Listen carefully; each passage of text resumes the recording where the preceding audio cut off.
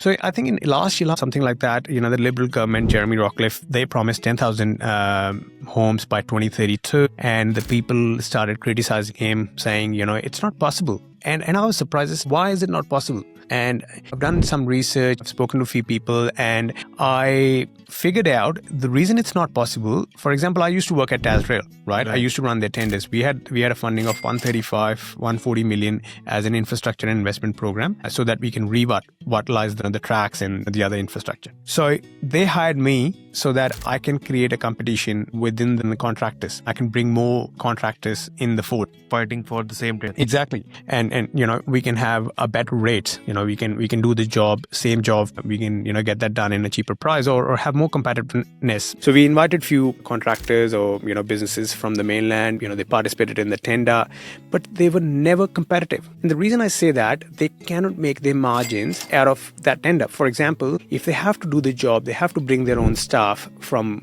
interstate. They have to make them stay in hotels. They have to fund their food.